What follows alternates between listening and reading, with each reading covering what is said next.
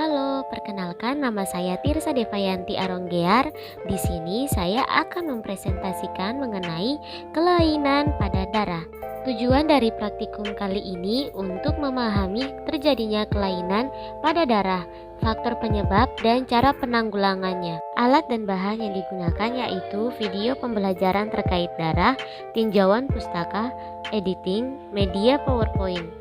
Prosedur kerja yaitu siapkan media dan sumber pustaka, menjawab pertanyaan, mencermati video, membuat PowerPoint, mengedit video, dan publikasikan. Pertanyaan pertama, apa yang dimaksud dengan anemia? Anemia adalah kondisi di mana tubuh kekurangan sel darah merah, yaitu sel darah yang berfungsi mengantarkan oksigen ke seluruh organ tubuh. Kadar hemoglobin, hematokrit, dan jumlah eritrosit kurang dari normal, sehingga menimbulkan hipoksemia atau sel-sel dalam tubuh yang tidak mendapatkan cukup oksigen sehingga tidak berfungsi dengan normal. Kekurangan suplai oksigen dapat mengganggu fungsi organ tubuh. Massa eritrosit dan atau massa hemoglobin yang beredar tidak dapat memenuhi fungsinya untuk menyediakan oksigen bagi jaringan tubuh. Nomor 2, uraikanlah macam-macam penyakit anemia. Yang pertama adalah anemia defisiensi besi, merupakan jenis anemia yang paling umum terjadi.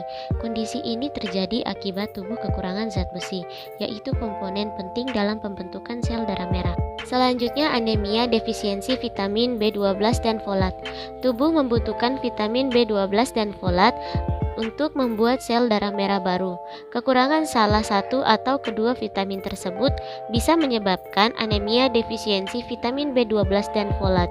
Anemia hemolitik terjadi saat kerusakan sel darah merah terjadi lebih cepat daripada kemampuan tubuh untuk menggantinya dengan sel darah merah yang baru. Selanjutnya anemia aplastik, merupakan anemia yang perlu diwaspadai karena berisiko tinggi mengancam nyawa. Kondisi ini terjadi saat tubuh tidak dapat menghasilkan sel darah merah dalam jumlah cukup akibat gangguan di sumsum tulang, yaitu produsen sel darah di dalam tubuh. Yang terakhir adalah anemia sel sabit, yang terjadi akibat kelainan genetik yang membuat sel darah merah berbentuk seperti sabit.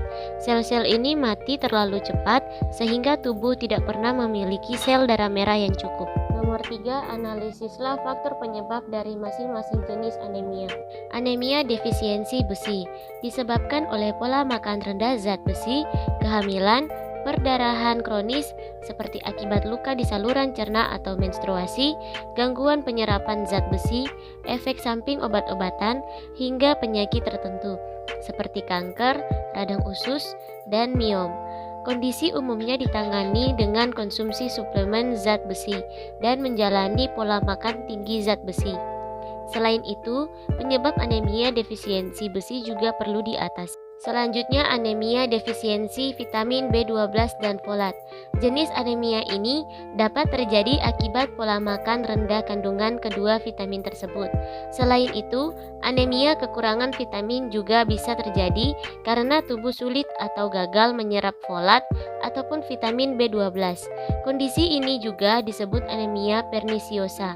Penanganan anemia ini umumnya berupa perubahan pola makan serta pemberian suplemen vitamin B12 dan asam folat untuk mencukupi kebutuhan tubuh akan kedua asupan tersebut. Anemia hemolitik.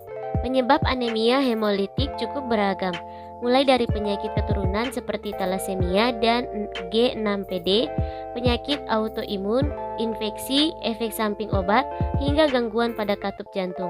Pengobatan akan disesuaikan dengan tingkat keparahan dan penyebab terjadinya anemia hemolitik. Penanganan yang diberikan bisa berupa transfusi darah, pemberian obat-obatan kortikosteroid, atau operasi. Selanjutnya anemia aplastik. Kondisi ini terjadi saat tubuh tidak dapat menghasilkan sel darah merah dalam jumlah cukup akibat gangguan di sumsum tulang, yaitu produsen sel darah di dalam tubuh. Anemia aplastik dapat diturunkan dari orang tua, namun bisa juga terjadi akibat infeksi, efek samping obat-obatan, penyakit autoimun, terapi radiasi pada kanker, serta paparan zat beracun. Kondisi ini umumnya diatasi dengan pemberian antibiotik dan antivirus jika terdapat infeksi, transfusi darah, transplantasi sumsum tulang, atau pemberian obat penekanan daya tahan tubuh. Yang terakhir adalah anemia sel sabit. terjadi akibat kelainan genetik yang membuat sel darah merah berbentuk seperti sabit. Sel-sel ini mati terlalu cepat sehingga tubuh tidak pernah memiliki sel darah merah yang cukup. Selain itu, bentuk sel darah abnormal ini juga membuatnya lebih kaku dan lengket sehingga bisa menghalangi aliran darah. Pemberian obat dapat dilakukan untuk mencegah kondisi bertambah parah. Namun, satu-satunya cara mengatasi anemia ini adalah dengan transplantasi sumsum tulang. Nomor 4, korelasikanlah faktor penyebab anemia dengan cara pencegahannya. Cara pencegahan anemia. Yang pertama, mencukupi asupan zat besi, asam folat, dan vitamin B12 yang berasal dari daging-dagingan, susu, dan olahannya, sayuran dan buah-buahan yang berperan dalam pembentukan eritrosit. Dan yang kedua, mencukupi asupan vitamin C dan kalsium untuk penyerapan zat besi. Hindari merokok dan minum minuman beralkohol. Membatasi kafein karena kafein mengganggu proses penyerapan zat besi. Nomor 5, bagaimana cara mengobati anemia? Cara mengobati anemia tergantung pada jenis anemia yang diderita pasien.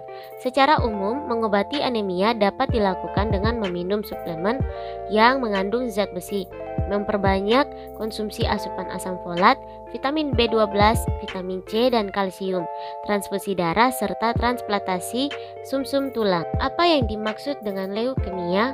Apa yang menyebabkan leukemia?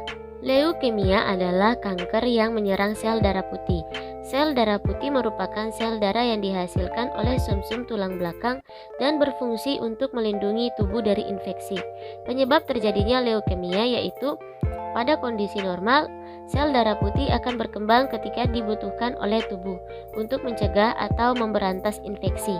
Namun, pada penderita leukemia, sumsum tulang belakang memproduksi banyak sel darah putih abnormal, sehingga menyebabkan terganggunya fungsi tubuh dalam melawan infeksi.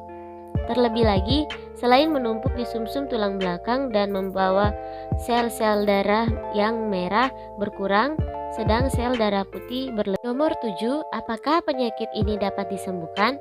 Jika dapat, bagaimana caranya? Pengobatan pada penderita leukemia dengan melakukan kemoterapi menggunakan bahan kimia untuk menghancurkan sel kanker. Radioterapi menggunakan sinar X pada area yang terkena kanker atau pada seluruh tubuh. Melakukan transplantasi sel induk untuk mengganti sumsum tulang yang sudah rusak. Terapi imun atau imunoterapi yaitu pemberian obat-obatan untuk meningkatkan sistem kekebalan tubuh dan membantu tubuh melawan sel kanker. Dan transplantasi sumsum tulang yaitu prosedur pergantian sumsum tulang yang rusak dengan sumsum tulang yang sehat. Nomor 8, bagaimanakah gejala-gejala seseorang yang berpenyakit talasemia? Gejala-gejala yang dapat dialami oleh penderita talasemia, yang pertama anemia berat, kedua kulit kekuningan dan pucat, ketiga sakit dada dan sesak napas, dan yang keempat cacat serta kelainan tulang, terutama pada tulang wajah, dan yang kelima kelelahan berlebih, keenam perut membengkak, ketujuh urin berwarna gelap, kedelapan telapak tangan dan kaki dingin, dan yang kesembilan detak jantung tidak teratur dan cenderung lebih cepat, serta yang terakhir mudah terserang infeksi. Nomor 9, bagaimana cara mengatasi talasemia tersebut?